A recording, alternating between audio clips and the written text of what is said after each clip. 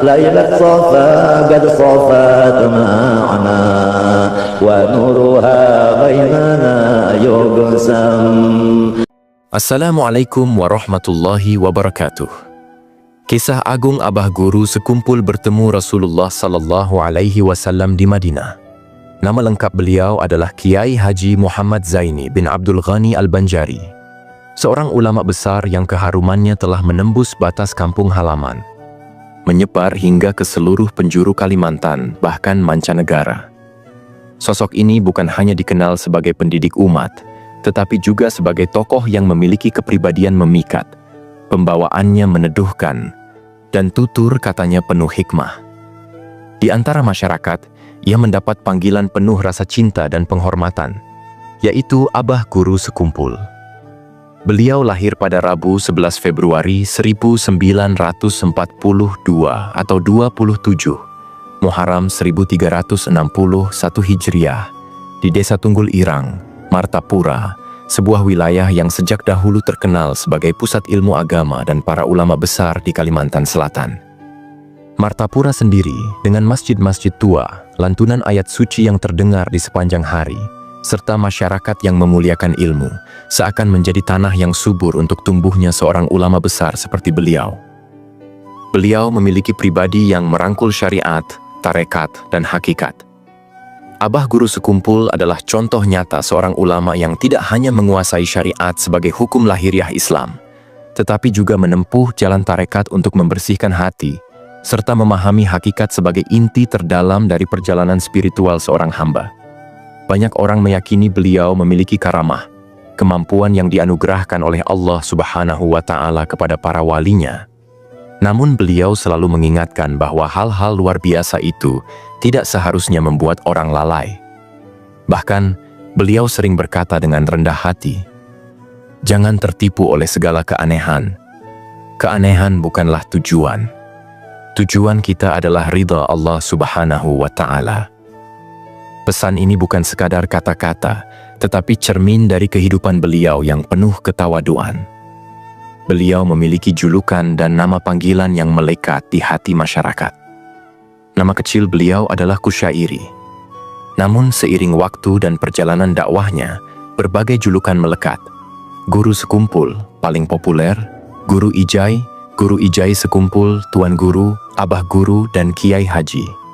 Setiap panggilan memiliki latar belakang, namun intinya sama, rasa cinta dan hormat kepada beliau. Ada tanda-tanda keistimewaan sejak masa kanak-kanak Abah Guru. Sejak kecil, beliau telah menunjukkan keistimewaan yang jarang ditemui pada anak seusianya. Salah satunya, beliau tidak pernah mengalami mimpi basah, ihtilam, sepanjang hidupnya. Suatu tanda yang diyakini sebagai penjagaan dari Allah Subhanahu wa Ta'ala. Beliau tumbuh dalam lingkungan keluarga religius. Ayahnya Haji Abdul Ghani, ibunya Hajjah Masliyah binti Haji Mulia, serta neneknya Salbiyah yang turut membimbing beliau sejak kecil. Orang tua dan neneknya menanamkan pendidikan tauhid yang kuat, akhlak mulia, serta kecintaan pada Al-Quran.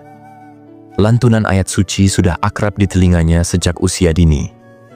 Kaum muslimin yang dimuliakan Allah Subhanahu wa Ta'ala. Dari sekian banyak kisah tentang Abah Guru Sekumpul, yang paling membuat hati bergetar adalah pengakuannya bahwa beliau pernah bertemu langsung dengan Rasulullah Muhammad sallallahu alaihi wasallam yaqazah ketika berziarah di Madinah Al-Munawwarah. Peristiwa ini terjadi ketika beliau berada di Masjid Nabawi, kota suci Madinah Al-Munawwarah, tempat di mana hati setiap muslim akan bergetar karena kerinduan kepada Rasulullah sallallahu alaihi wasallam. Di sanalah beliau berjumpa dengan seorang penjaga makam Rasulullah yang mulia, Sayyid Muhammad.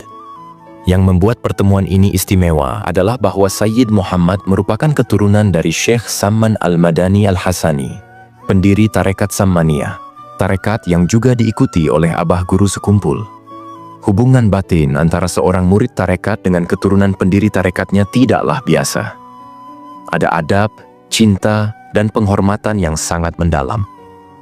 Mungkin inilah yang menjadi jalan bagi Abah Guru Sekumpul untuk mendapatkan izin langkah masuk ke area dalam makam Rasulullah sallallahu alaihi wasallam. Pada suatu malam Jumat, malam yang diyakini penuh keberkahan, Sayyid Muhammad mendapat tugas menjaga kubah makam Rasulullah sallallahu alaihi wasallam. Malam itu, suasana Masjid Nabawi begitu tenang. Angin malam Madinah berhembus lembut, menembus hati siapa pun yang berada di dalam masjid. Cahaya lampu-lampu yang temaram menambah suasana khusyuk. Sayyid Muhammad kemudian mengajak abah guru sekumpul masuk ke area khusus. Satu persatu lapisan pintu dibuka. Pertama, pintu berwarna hijau. Lalu di baliknya dinding kuning. Setelah itu dinding putih. Ketika lapisan terakhir dibuka, tampaklah nisan Nabi Muhammad sallallahu alaihi wasallam. Segera miliki buku Abah Guru Sekumpul Intan Permata dari Martapura. Link pembelian ada di bawah ini. Di depan nisan mulia itu, terjadilah peristiwa yang akan membekas sepanjang hidup beliau. Batu nisan Rasulullah tampak bergetar, bergoyang, lalu seakan bergerak. Dari sanalah, dalam pandangan batin dan lahir beliau, Rasulullah sallallahu alaihi wasallam muncul. Abah Guru Sekumpul langsung memeluk dan mencium beliau. Dengan mata yang berkaca-kaca, beliau berkata di hadapan jamaah kajiannya saat menceritakan kembali peristiwa itu. Ini nyata dalam hidup saya, dan tidak akan pernah saya lupakan. Ini yang akan kita jaga, supaya kita jangan ujub dan takabur. Ketika menyampaikan kisah ini, beliau tampak terhenti sejenak, seakan menahan rasa haru dan rindu yang mendalam. Para jamaah yang mendengarnya pun larut dalam suasana yang penuh kesyahduan. Kaum muslimin yang dimuliakan Allah Subhanahu wa Ta'ala. Abah Guru Sekumpul memulai pendidikan formalnya di Madrasah Kampung Keraton Martapura. Di usia 10 tahun, beliau sudah memiliki kasyaf hisi, kemampuan melihat dan mendengar hal-hal yang tidak kasat mata. Pada usia 14 tahun, ketika membaca tafsir Al-Quran, beliau mengalami futuh, pencerahan ruhani yang membuka cakrawala batinnya. Beliau melanjutkan pendidikan di pesantren Datu Kalampayan Bangil, Jawa Timur, lalu belajar kepada Syekh Falak di Bogor.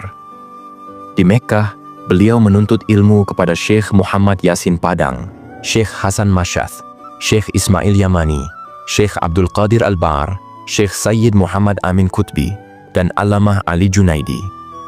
Atas petunjuk Syekh Ali Junaidi, beliau kemudian berguru kepada Syekh Fadil Muhammad atau Guru Gadung. Dari sana beliau mempelajari ajaran Nur Muhammad. Beliau juga mendapatkan ijazah Maulid Simtud Durar dari sahabatnya, Habib Anis bin Alwi bin Ali Al-Habsyi dari Solo. Selama 5 tahun, beliau mengajar di pesantren Darussalam Martapura, sebelum akhirnya membuka pengajian di rumahnya pada tahun 1970-an bersama Guru Salman Bujang. Pada tahun 1988, beliau pindah ke Kampung Sekumpul, membangun kompleks Ar-Raudah atau Dalam Regol.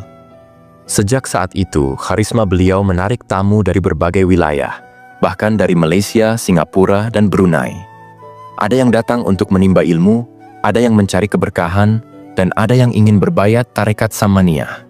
Tokoh nasional seperti Amin Rais, Gus Dur, dan Kiai Haji Abdullah Gimnastiar pun pernah bertamu kepadanya. Segera miliki buku Abah Guru Sekumpul Intan Permata dari Martapura. Link pembelian ada di bawah ini. Di mata masyarakat, beliau bukan hanya ulama, tetapi ayah bagi umat. Beliau sabar, pemurah, penuh kasih sayang, dan tegas dalam prinsip. Kepribadian inilah yang membuatnya begitu dicintai, bahkan setelah wafat, namanya tetap hidup di hati umat. Kaum muslimin yang dimuliakan Allah Subhanahu wa Ta'ala. Ada 2 kisah karomah Abah Guru Sekumpul yang masyhur. Kisah pertama, bioskop yang listriknya padam, lalu roboh keesokan harinya. Suatu sore yang teduh, ketika matahari mulai condong ke barat dan sinarnya memantulkan warna keemasan di atap-atap rumah Martapura, Guru Zaini, yang pada waktu itu masih remaja, sedang beraktivitas seperti biasa. Tiba-tiba, datang seorang temannya yang juga memiliki hubungan kekerabatan dengannya. Teman ini datang dengan senyum ramah, mengajaknya untuk berjalan-jalan ke pasar.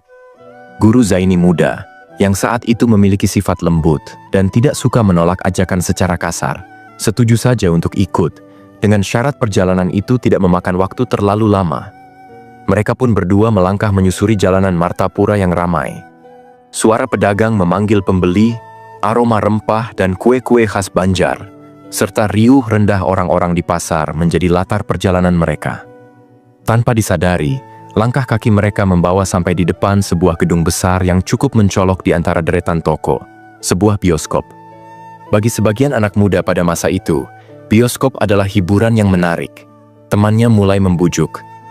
"Ayo kita nonton sebentar saja, filmnya bagus," katanya, sambil menyebutkan berbagai alasan yang ia pikir dapat meluluhkan hati Guru Zaini. Namun, Guru Zaini menolak dengan sopan.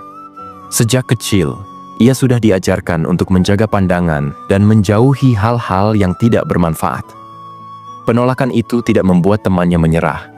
Justru, ia semakin mendesak, bahkan sampai menarik tangan Guru Zaini muda agar ikut masuk. Akhirnya, demi menjaga perasaan dan tidak ingin menimbulkan perselisihan, Guru Zaini menuruti ajakan tersebut, meski hatinya sebenarnya enggan. Mereka pun masuk ke dalam gedung bioskop yang suasananya temaram, diiringi suara obrolan para penonton yang menunggu film dimulai. Namun, sebuah peristiwa yang tak terduga langsung terjadi. Begitu mereka duduk dan baru saja hendak menyaksikan film, tiba-tiba seluruh aliran listrik di bioskop padam total. Gelap gulita menyelimuti ruangan, suara bisik-bisik heran mulai terdengar dari penonton. Pemutaran film pun terhenti sama sekali. Guru Zaini dan temannya pun akhirnya keluar dari bioskop tersebut. Mereka tidak menyangka bahwa peristiwa itu hanyalah awal dari kejadian yang lebih besar. Keesokan harinya, kabar mengejutkan menyebar di seluruh kota. Bangunan bioskop itu ambruk. Sebuah musibah yang entah bagaimana, Allah Subhanahu wa Ta'ala telah menjauhkan Guru Zaini dari bahaya itu. Bagi mereka yang memahami tanda-tanda, kejadian ini mengandung pelajaran mendalam. Ketika seorang kekasih Allah Subhanahu wa Ta'ala memasuki suatu tempat, keberkahan akan menyertainya, dan kebatilan yang ada di dalamnya akan tersingkirkan. Kejadian ini juga menjadi bukti nyata perlindungan Allah Subhanahu wa Ta'ala kepada hamba-hambanya yang dicintai. Kisah kedua, keajaiban di kantong baju Abah Guru sekumpul. Suatu hari yang penuh keberkahan, udara Martapura terasa hangat dan bersih. Langit membentang biru cerah, dan suasana kampung sekumpul terasa lebih ramai dari biasanya. Di halaman rumah Abah Guru sekumpul, para santri dan jamaah sibuk mempersiapkan penyambutan tamu agung. Hari itu bukanlah hari biasa, karena rombongan habaib dari berbagai daerah datang berkunjung. Mereka adalah keturunan Rasulullah Sallallahu Alaihi Wasallam, orang-orang yang memiliki kedudukan mulia di mata umat Islam. Kabar kedatangan mereka sudah lebih dulu berembus, membuat suasana rumah Abah Guru dipenuhi semangat dan kegembiraan. Sebagai seorang yang sangat menjunjung tinggi adab, terutama kepada tamu, Abah Guru sekumpul menyiapkan segala sesuatu secara langsung.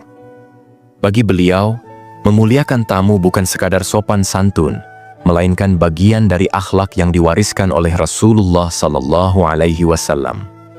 Beliau sering menegaskan prinsipnya, tamu adalah raja. Prinsip ini bukan hanya diucapkan di lisan, tapi benar-benar diwujudkan dalam tindakan. Jika yang datang adalah para habaib, penghormatan itu menjadi berlipat ganda. Beliau akan mempersilakan mereka menginap selama beberapa hari, memastikan kenyamanan mereka, bahkan melayani dengan tangannya sendiri. Hari itu, para habaib dari berbagai penjuru, ada yang dari Jawa, Madura, bahkan dari luar negeri, datang dengan wajah cerah dan senyum hangat. Mereka duduk di serambi rumah panggung yang luas, bercengkerama sambil menikmati hidangan khas Banjar. Bau harum nasi kuning, wadai, dan teh panas menguar di udara. Abah Guru sendiri duduk bersama mereka, sesekali menyuapi tamunya, tanda penghormatan yang jarang dilakukan orang pada umumnya. Segera miliki buku Abah Guru Sekumpul, Intan Permata dari Martapura. Link pembelian ada di bawah ini. Hari-hari berlalu cepat. Setelah beberapa hari menginap, tibalah saatnya para habaib itu pulang. Pagi itu, halaman rumah penuh oleh suara salam, derap langkah, dan suara tas yang diangkat. Santri-santri berbaris rapi untuk mengiringi kepergian mereka. Abah Guru berdiri di pintu, mengenakan gamis putih bersih dan sorban hijau yang melilit rapi di kepalanya. Senyumnya lembut, matanya teduh. Satu persatu, beliau menyalami para tamu itu. Namun di tengah prosesi salaman, sesuatu yang mengejutkan terjadi. Abah Guru tampak merogoh kantong bajunya, lalu memasukkan uang ke dalam saku para habaib yang beliau salami. Tangan beliau bergerak ringan, seolah sudah terbiasa, sambil tetap menatap penuh hormat kepada orang yang disalamnya. Di dekat beliau, berdirilah Habib Muksin bin Habib Alwi bin Syahab, yang sejak awal mengamati kejadian itu. Mata Habib Muksin terpaku pada kantong baju Abah Guru. Anehnya, kantong itu tidak menggembung sedikit pun. Tidak ada tanda-tanda bahwa di dalamnya tersimpan uang dalam jumlah banyak. Namun Abah Guru terus saja mengeluarkan lembar demi lembar, seolah kantong itu tidak pernah kosong. Jumlah tamu yang disalami bukan 1 atau 2 orang, melainkan puluhan habaib. Tetapi tangan Abah Guru tak pernah berhenti mengeluarkan uang. Tidak ada rasa gelisah di wajah beliau, tidak ada tanda kelelahan. Semua dilakukan dengan tenang, seolah hal itu adalah bagian biasa dari kehidupan sehari-harinya. Habib Muksin semakin heran. Bagaimana mungkin uang terus keluar dari kantong baju yang kosong? Apakah itu benar-benar uang, ataukah semacam karamah yang hanya dimiliki oleh wali Allah? Namun beliau memilih diam, karena tahu bahwa peristiwa ini bukanlah sesuatu yang bisa dibicarakan sembarangan. Setelah prosesi salaman selesai, semua habaib telah menerima uang dari Abah Guru, dan suasana pun menjadi tenang kembali. Habib Muksin akhirnya memberanikan diri mendekat, ingin bertanya, namun sebelum pertanyaan itu terucap, Abah Guru tersenyum dan berkata pelan, "Muksin, diam saja. Tidak usah terkejut, cukup engkau tahu." Kalimat itu singkat, namun syarat makna. Ada pelajaran di dalamnya, bahwa tidak semua kejadian harus diungkapkan kepada publik, dan bahwa karamah seorang wali Allah bukanlah untuk dipamerkan, melainkan untuk menjaga rahasia antara hamba dan Tuhannya. Kejadian itu kemudian menjadi salah satu dari sekian banyak bukti kebesaran hati Abah Guru sekumpul dalam memuliakan tamu. Beliau tidak hanya memberi penghormatan dengan kata-kata dan sikap, tetapi juga memberikan rezeki dengan tangan sendiri, bahkan dengan cara yang tak masuk akal di mata manusia biasa. Wallahu a'lam bissawab. Wassalamualaikum warahmatullahi